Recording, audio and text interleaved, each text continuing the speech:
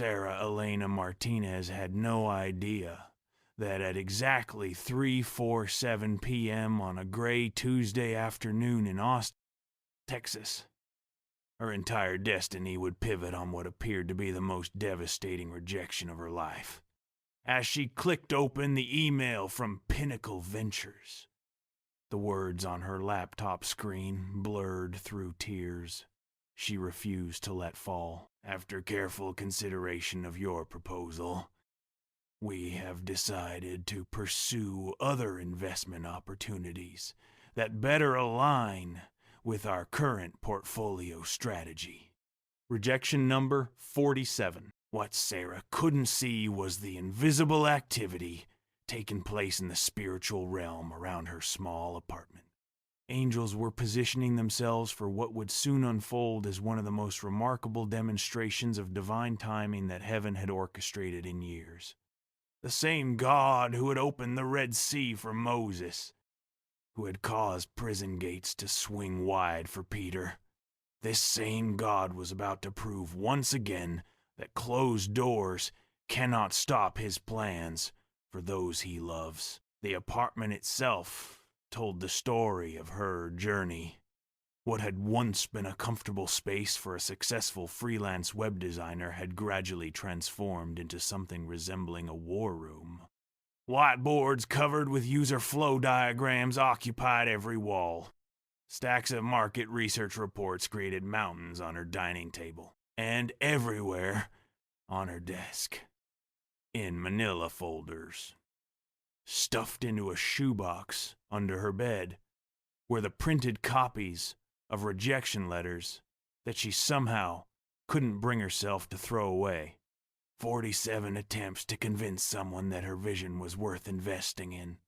47 opportunities to explain how her app could bridge the devastating digital divide, isolating millions of elderly Americans from their families. 47 chances to share her passion for solving a problem that affected every person who had ever watched a grandparent struggle with technology. And 47 doors that had slammed shut with absolute finality. What Sarah didn't understand yet is that heaven operates on a timing system that often appears to conflict with our earthly urgency. The same God who told Abraham he would become the father of many nations, then waited 25 years to give him Isaac, was orchestrating events in Sarah's life with precision she couldn't yet comprehend. To understand what was about to unfold, we need to travel back 3 years earlier to a small assisted living facility in San Antonio, where an 82-year-old woman named Carmen Elena Martinez was experiencing her own season of closed doors. Abuela Carmen had always been the technological pioneer in their family. She was the first to master the VCR, the first to figure out the microwave timer. Carmen approached new technology with the fearless curiosity that had carried her from a small village in Michoacan to Texas as a young bride, determined to build a better life for her family. But the pandemic changed everything. Suddenly, video calling had become essential for family connection. But to Carmen's aging eyes and arthritic fingers, her tablet might as well have been rocket science. Sarah would drive 2 hours from Austin to San Antonio every weekend during those early pandemic months, sitting 6 feet away from her grandmother in the facility's courtyard, trying to teach her how to navigate apps, passwords, and touch screens that everyone else seemed to master effortlessly. Maya, Carmen would say, her voice heavy with frustration. After another failed video call attempt, I feel like the world moved on without me. All I want is to see my great-grandchildren grow up. But this machine makes me feel stupid. It was during one of these patient teaching sessions that Sarah experienced what she would later recognize as a divine download. One of those moments when an idea arrives fully formed, as if it had been waiting somewhere in the universe for exactly the right person at exactly the right time to receive it. What if technology could be designed specifically for people like her grandmother? What if there was a way to create a bridge between the analog generation and the digital world that honored their wisdom while gently guiding them through the technological landscape they needed to navigate? The app idea forming in Sarah's mind wasn't just about technical support. It was about human connection. She envisioned a platform that would pair tech-savvy volunteers with seniors who needed assistance, creating relationships that went beyond troubleshooting to provide genuine companionship and understanding.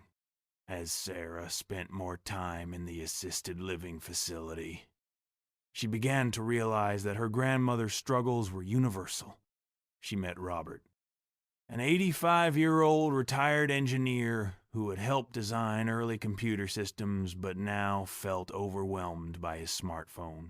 There was Margaret, a former teacher who couldn't figure out how to order groceries online. And Thomas, a veteran who had mastered complex military technology but was now isolated from his family because video calling seemed impossibly complicated. Each encounter added new layers to Sarah's understanding. This wasn't just about technology. It was about dignity, independence, and the fundamental human need for connection. The digital divide wasn't just inconvenient for seniors, it was literally cutting them off from the world they had helped build. The breakthrough moment came when Carmen successfully video called her great-granddaughter in California without any assistance. The joy on both their faces as they waved at each other through the screen was worth more than any market research could have provided. Sarah knew she had found her life's work. What Sarah hadn't anticipated was how the very qualities that made her app revolutionary would also make it nearly impossible to fund through traditional venture capital channels. The investment world operated on metrics and models that didn't account for the patient, relationship-based approach her platform required. Her first investor meeting was with TechStart Ventures. Sarah had spent weeks preparing her presentation, researching their portfolio, and crafting a pitch she was certain would resonate with their mission of backing innovative solutions. "It's a nice concept," the lead partner said when she finished, "but we're not seeing a clear path to the kind of scale we need. The senior market is notoriously difficult to monetize." Rejection number 1 arrived via email 2 days later. Polite, but firm. Innovation Partners was more direct. Seniors don't adopt new technology quickly. And when they do, they don't pay premium prices. You're asking us to invest in customer support for people resistant to change. Where's the viral growth component? Meridian Capital kept her hopes alive for 3 months. They seemed genuinely interested and assigned a junior associate to work with her on refining the business model. Sarah spent countless hours developing new projections, exploring partnerships, researching government contracts. The associate was encouraging, scheduling multiple meetings and asking detailed questions. Sarah began planning how to use the funding. The rejection, when it came, was particularly crushing because it arrived just as hope had been rekindled. After extensive analysis, we've determined that while your platform addresses a real need, the total addressable market isn't large enough to generate the returns our investors require. By rejection number 10, Sarah began questioning whether she was approaching the wrong investors. She started targeting firms focused on social impact, healthcare, technology, demographic-specific solutions. Silverbridge Capital seemed promising. Their managing partner, Janet Morrison, had a background in gerontology and seemed to genuinely grasp the importance of Sarah's work. "This is exactly the kind of innovation we need," Janet told her. "The senior market is massively underserved, and your approach of combining technology with human connection is brilliant." Sarah spent 6 weeks developing everything they requested: detailed projections, user research, comprehensive go-to-market strategy. The follow-up meetings went well.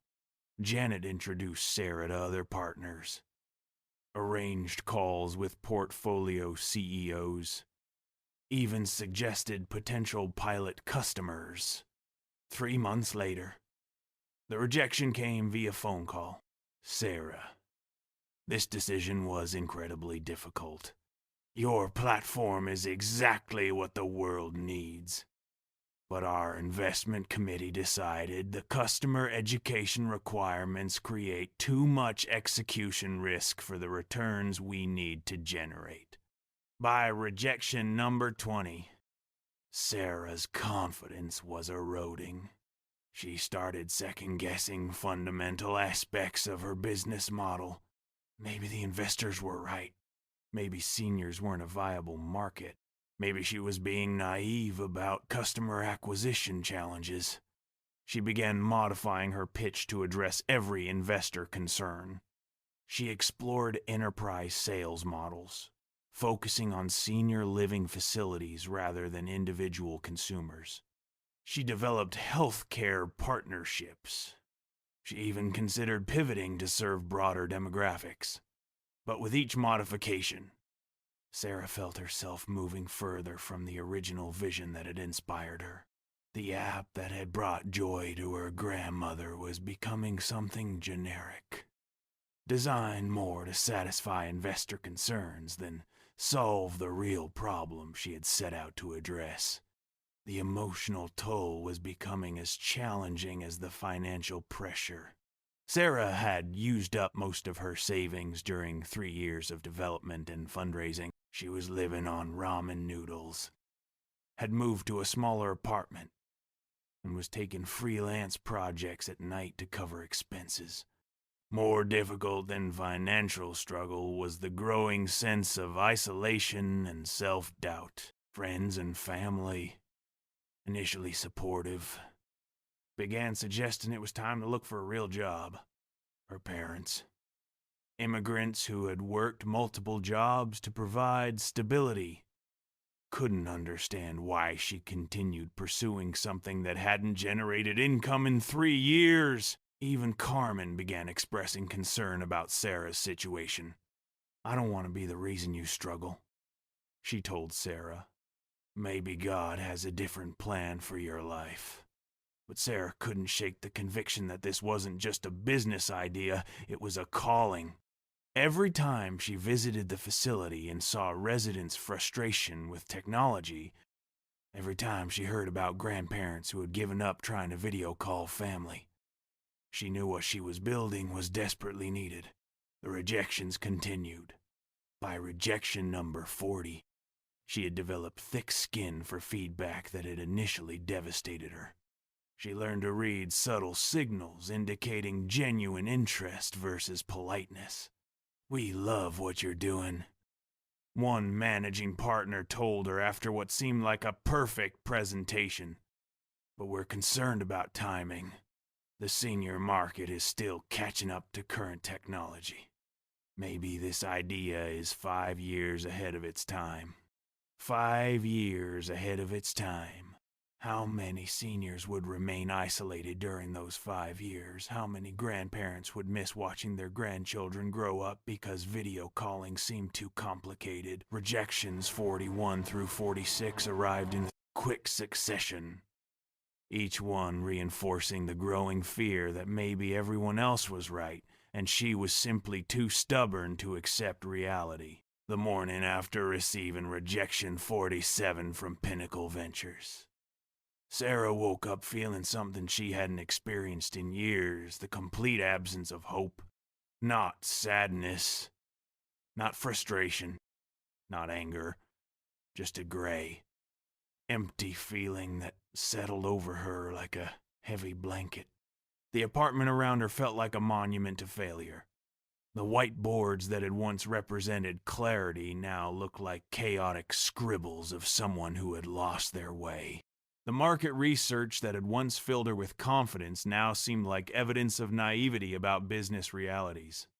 For the first time since beginning this journey, Sarah allowed herself to seriously consider giving up, not temporarily stepping back, but actually abandoning the entire project. She could freelance full-time, save money, maybe find a corporate job with benefits and steady paycheck. She could stop disappointing her parents and herself with continued failure. Sarah opened her laptop and began composing an email to her handful of beta testers. She would thank them. Explain she was discontinuing the service. Recommend alternatives that might meet their needs. But as she typed the first sentence of what would effectively be her surrender letter, something stopped her. Not a voice, not a vision, just a simple, quiet, knowing that she was making this decision in her own strength rather than seeking wisdom from the one who had given her the vision in the first place. Sarah closed her laptop and did something she hadn't done since the earliest days of her journey. She prayed. Not desperate. Bargaining prayers she had offered during difficult investor meetings, but a simple, honest conversation with God about what she was supposed to do next. I don't understand what's happening, she said aloud in her empty apartment. I believed this was from you. I believed you wanted me to help people like Abuela Carmen, but every door has been closed. Every investor has said no, and I'm running out of everything. Money, energy, hope. If this is supposed to happen, you're going to have to make it happen, because I can't do it anymore. The prayer wasn't particularly eloquent. It was the prayer of someone who had reached the end of themselves and was finally ready to acknowledge that maybe their timing wasn't the same as God's timing. That maybe the very doors they were trying to force open were being kept closed for reasons they couldn't yet understand. What Sarah didn't know was that her prayer of surrender had just activated what spiritual teachers call supernatural favor, the kind of divine intervention that moves when human effort stops, that opens doors when human keys don't work. The breakthrough was already in motion, 3 days after Sarah's prayer of surrender. Her phone rang at exactly 2:47 p.m. on a Tuesday afternoon. The number wasn't in her contacts, and under normal circumstances, she might have let it go to voicemail. But something compelled her to answer. "Hello," she said tentatively. "Hello, dear." "Is this the app?" developer asked an elderly woman's voice. Clearly struggling with technology, Sarah's first instinct was to correct the misunderstanding. "I'm sorry. I think you have the wrong number." "Oh my," the woman sighed. "I was trying to call tech support for my tablet, but I must have dialed incorrectly. These numbers are so small, and my eyes aren't what they used to be. I'm so sorry to bother you." In that moment, Sarah felt something shift in her spirit. Here was exactly the kind of person her app was designed to help. Instead of ending the call, she found herself saying, "Wait, don't hang up. What kind of help do you need? Maybe I can point you in the right direction." The woman, who introduced herself as Margaret, explained that she was the activities director at Sunset Manor, a retirement community in Austin. She had been tasked with helping residents stay connected with families through video calls. But many seniors were too intimidated by the technology to participate. We received a donation of tablets from a local foundation. Margaret continued. "Beautiful devices that could really help our residents, but most of them are afraid to even touch the screens. Yesterday, I spent 2 hours trying to help Mr. Peterson video call his grandson, and we never got the connection to work. He was so discouraged. As Margaret spoke, Sarah felt something awakening in her chest. Not just interest, but recognition. This wasn't a wrong number. This was a divine appointment. Margaret, Sarah said, her voice growing animated. I think I might be able to help you. I've actually developed an app specifically for this situation. It's designed to make technology more accessible for seniors. With larger buttons, simplified interfaces, and step-by-step guidance.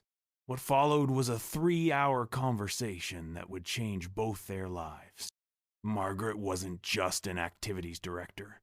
She was a former director of social services for Texas who had spent 35 years advocating for seniors. She had a master's in gerontology, extensive experience with federal aging programs, and a network throughout the senior services industry. More importantly, Margaret had been praying for a solution to the exact problem Sarah's app was designed to solve. Every night for the past 6 months, Margaret told Sarah, I've been asking God to send someone who could help our residents bridge this digital divide. When I dialed your number by mistake, well, now I don't think it was a mistake at all. Margaret explained that Sunset Manor housed 300 residents with an average age of 78. The majority had family in other cities, and the pandemic had made digital communication essential. But despite having tablets and internet, fewer than 30% used the devices regularly. Would you be willing to visit us? Margaret asked. I'd love for you to meet some residents and see if your app might help them. The next day, Sarah drove to Sunset Manor with her laptop and a tablet loaded with her app. Margaret had assembled 20 residents in the community room, all eager to learn but apprehensive about technology. Sarah spent the afternoon demonstrating her app, but more importantly, she listened to their stories. She heard about grandchildren they hadn't seen in months, family gatherings they could only hear about secondhand, the isolation that came from feeling left behind by digital communication. When she helped Robert successfully video call his grandson in California, watching his face light up as his great-granddaughter waved through the screen, Sarah knew she was witnessing more than a technology demonstration. She was seeing relationship restoration that had been strained by technological barriers. This is what I've been praying for, Dorothy whispered as she successfully sent her first text message. I thought I was too old to learn, but your app makes me feel capable instead of stupid. By afternoon's end, 18 of 20 residents had successfully completed video calls or sent messages. More importantly, they were helping each other, sharing discoveries, expressing excitement about staying connected with families. This is it, Margaret told Sarah. This is exactly what we needed. But Margaret's vision extended far beyond Sunset Manor. As former state director of social services, she understood the scope of technology isolation among seniors. You need to be at the Texas Senior Living Association conference next week, she told Sarah. I'm going to make some calls. What Sarah didn't know was that Margaret's calls would set in motion divine connections that no amount of traditional networking could have achieved. Margaret contacted her former colleague, Dr. Patricia Williams, now State Director of Aging Services. Dr. Williams was married to Jonathan Williams, a producer at ABC News who had been looking for positive stories about senior care innovation. Within 48 hours, Sarah received calls from conference organizers inviting her to present, from Dr. Williams requesting a demonstration for state officials, and from Jonathan Williams asking about featuring her story in a news segment. The convergence felt surreal to someone who had spent 3 years struggling to get anyone to pay attention. But more than that, each contact validated not just her business model, but her original calling to serve an overlooked population. As Sarah reflected on the rapid transformation of her circumstances, she couldn't help but think about biblical stories that echoed her experience. The pattern of closed doors, followed by sudden breakthrough. She thought about Peter, sitting in prison the night before his scheduled execution, chained between 2 guards with 16 soldiers preventing escape. The circumstances seemed impossible. Doors not just closed but heavily fortified. Yet Scripture tells us Peter slept peacefully, not resigned to his fate, but understanding that human security systems cannot override divine purposes. When the angel appeared, chains didn't just unlock, they fell off supernaturally. Door after door opened as Peter followed the angel until they reached the final barrier, an iron gate that opened of its own accord. No key, no force, no human intervention.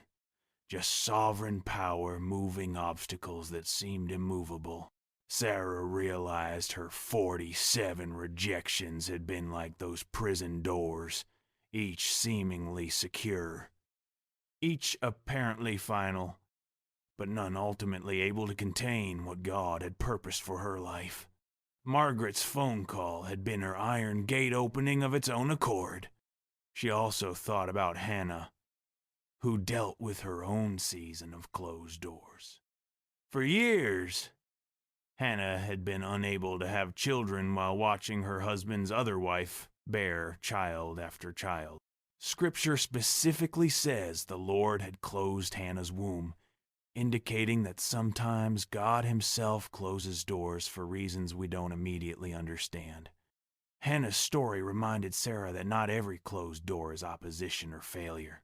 Sometimes God closes doors to protect us, prepare us, or position us for something greater than we originally envisioned. Hannah eventually gave birth to Samuel, who became one of Israel's most significant prophets. Her season of closed doors hadn't been punishment. It had been preparation for purpose requiring divine timing. Similarly, Sarah began understanding that her 3 years of rejections hadn't been wasted time. Each investor meeting had refined her ability to articulate vision. Each rejection had forced her to strengthen her business model and deepen market understanding. Each month of financial struggle had taught efficient operation and focus on what truly mattered.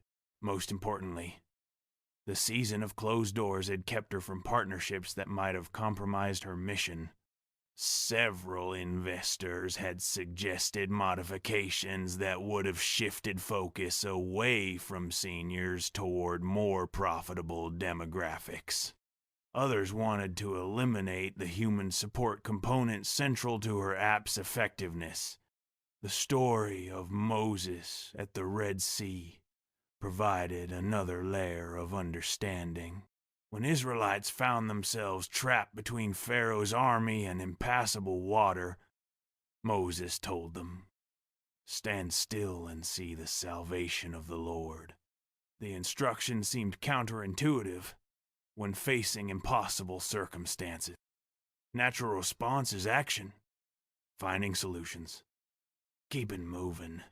But sometimes God requires us to stop striving and trust Him to make a way where there appears to be no way. Sarah's prayer of surrender had been her own stand-still moment. For 3 years, she had tried forcing doors open through networking, perfecting presentations, chasing investors. When she finally stopped trying to make things happen in her own strength and surrendered the outcome to God, she created space for Him to work in ways she never could have orchestrated. Perhaps most encouraging was Joseph's story. 13 years dealing with closed doors before stepping into his destiny. sold into slavery, falsely accused, forgotten by those he helped. Each setback seemed to move him further from the dreams God had given him as a young man. But every closed door in Joseph's story was actually preparation for the open door that would lead him to become second in command of Egypt. Skills learned managing Potiphar's household prepared him to manage a nation's resources. Years in prison connected him with people who would later open doors to Pharaoh's court. Sarah began seeing her own journey through this lens.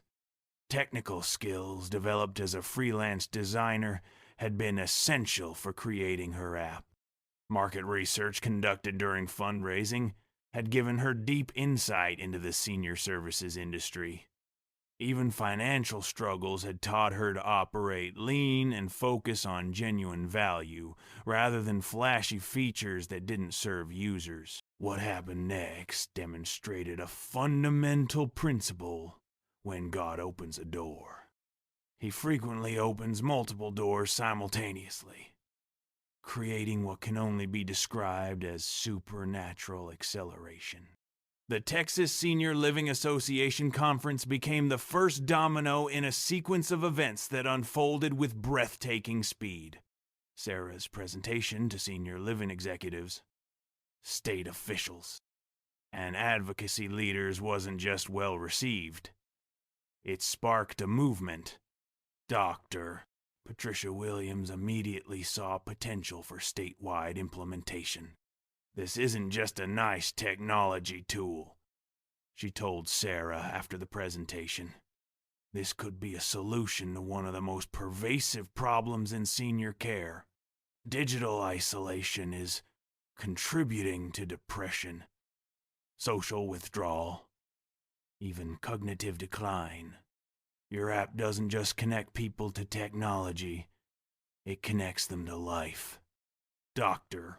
Williams arranged for Sarah to present at the Texas Healthy Aging Summit, leading to pilot programs in 12 additional retirement communities, providing invaluable data about how her app performed across diverse populations. Meanwhile, Jonathan Williams was developing a feature story for ABC News. As he learned more about Sarah's journey and her app's impact, he realized this was a national story.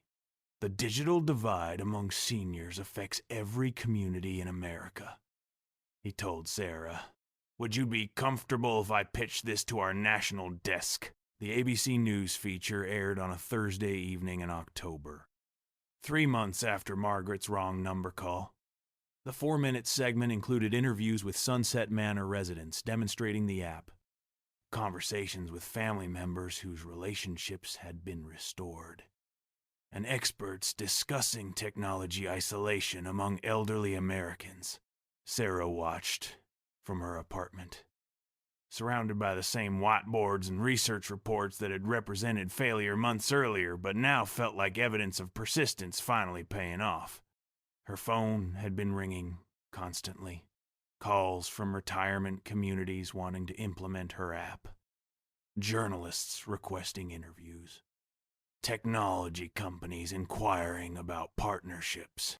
But the most significant call came from Marcus Chen at Pinnacle Ventures, the same investor who had sent Rejection 47 just 4 months earlier. "Sarah," Marcus said, "I owe you a significant apology. I watched your story tonight, and I realize I completely missed the point when you presented earlier. I was so focused on traditional metrics that I failed to see the human impact of what you're building." Marcus explained that he had recently moved his grandfather into assisted living, where he witnessed firsthand the frustration and isolation of the digital divide. "When I saw your segment and heard those residents talking about reconnecting with families, I finally understood what you were trying to tell us." Marcus revealed that after passing on her deal, he had kept thinking about her presentation. "Something bothered me, but I couldn't put my finger on what. Now I realize it was conviction. I knew we had made a mistake." Marcus had spent months researching the senior technology market more thoroughly. visiting retirement communities, interviewing families, consulting gerontology experts.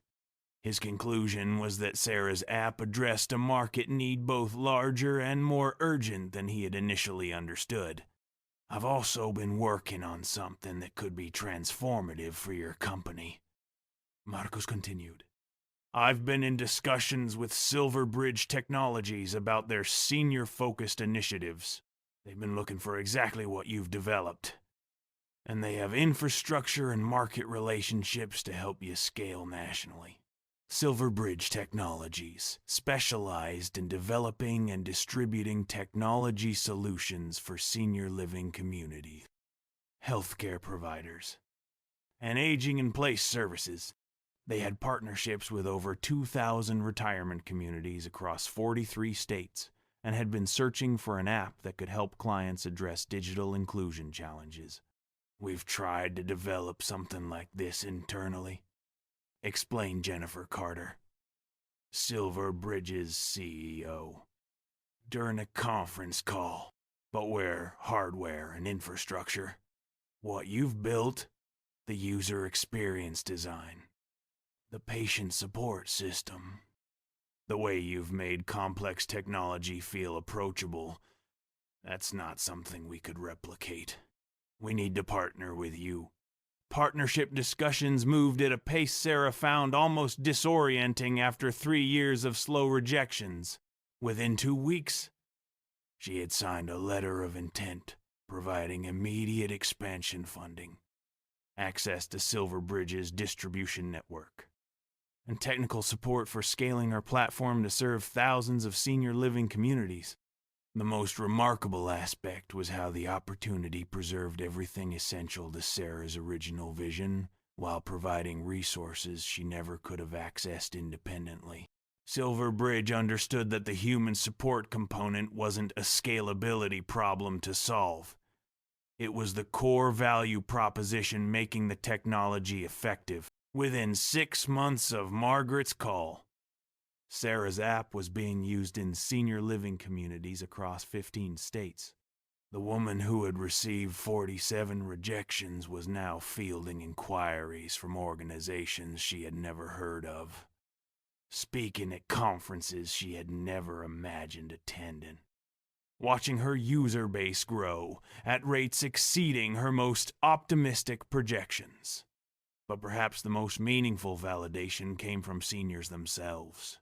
Letters and emails arrived daily from users sharing stories of reconnecting with estranged family members, successfully managing their own technology for the first time in years, regaining confidence in their ability to adapt and learn. Robert sent a handwritten note that Sarah framed.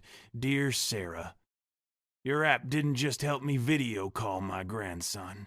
It helped me believe I still have something valuable to contribute to my family's life. Thank you for not giving up on people like me. These testimonials reminded Sarah that success wasn't measured in funding rounds or user metrics. It was the restoration of relationships strained by technological barriers. The return of dignity to people who had felt left behind by digital progress.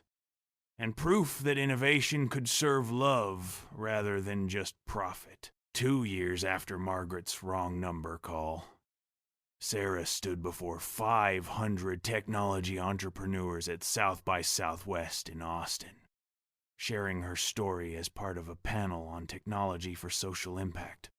The conference center was 15 miles from the apartment where she had once sat, surrounded by rejection letters, questioning whether her vision had any validity.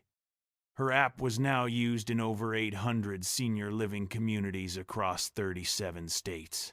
The platform had facilitated over 2 million successful technology interactions between seniors and families, with user satisfaction rates exceeding anything else in the senior technology market. More importantly, the app had become a model for what industry publications called dignity-centered technology design, an approach prioritizing user experience for underserved populations rather than just mainstream adoption. During the panel discussion, Another entrepreneur asked Sarah what advice she would give to founders facing repeated rejections and considering giving up on their visions. "I used to think closed doors meant I was on the wrong path," Sarah replied. "But I've learned that sometimes closed doors are protection from opportunities that would compromise your mission or rush you into situations you're not ready to handle. The question isn't whether you'll face rejection if you're working on something that matters. You probably will. The question is whether you can maintain faith in your calling when circumstances seem to contradict it." She paused, and thinking about Robert and Dorothy and all the other seniors who had reminded her why her work mattered during moments when investors couldn't see its value. "I also learned that the right opportunity often comes through channels you never would have considered. My breakthrough came through a wrong number phone call, not through a perfectly crafted pitch deck. Sometimes you have to stop trying to force doors open and trust that the right doors will open at the right time."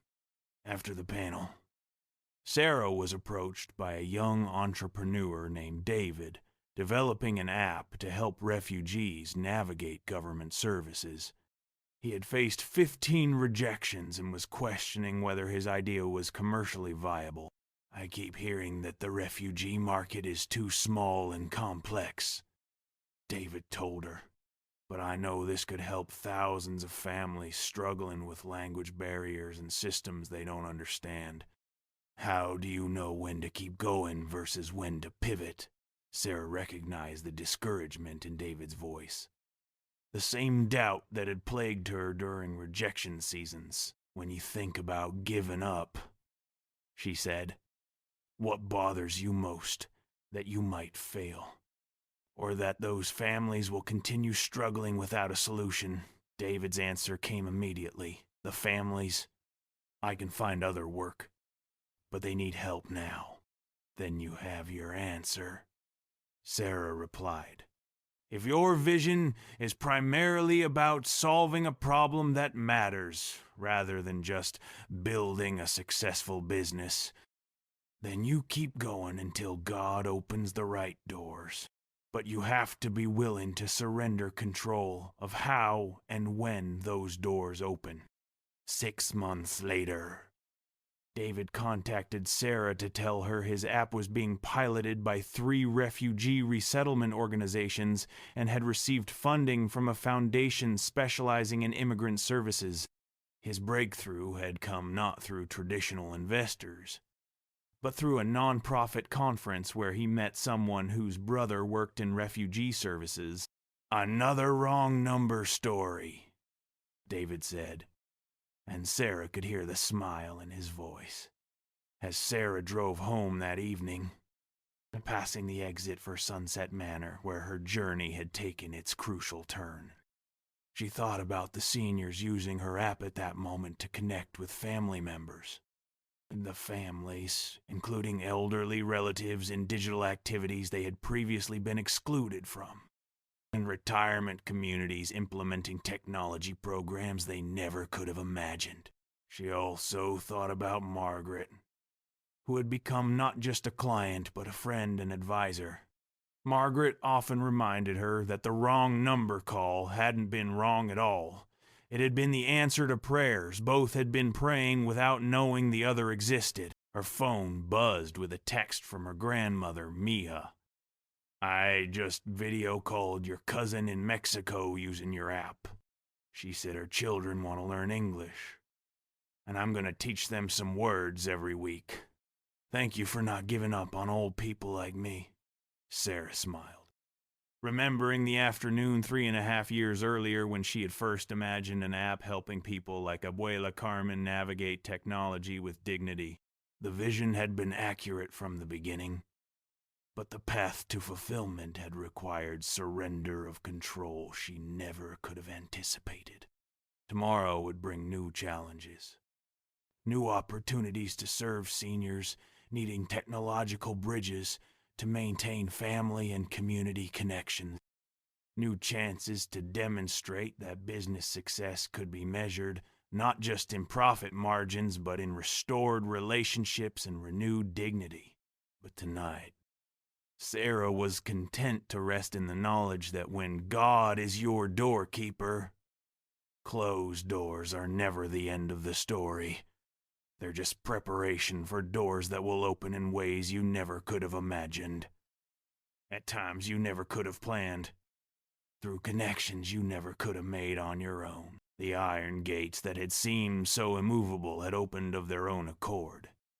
Just as they always do, when divine timing intersects with human faithfulness. When surrender replaces striving. And when heaven's purposes align with earth's persistence. As Pastor Joel Osteen teaches, closed doors really can't stop you when God has a plan. Sarah's story had become living proof of that promise. But more than that, it had become a bridge, helping others cross from their own seasons of rejection into breakthrough, waiting on the other side of surrender. The woman behind the iron gate had discovered the gate was never locked at all. It had just been waiting for the right moment to swing wide and reveal the destiny that had been prepared for her all along.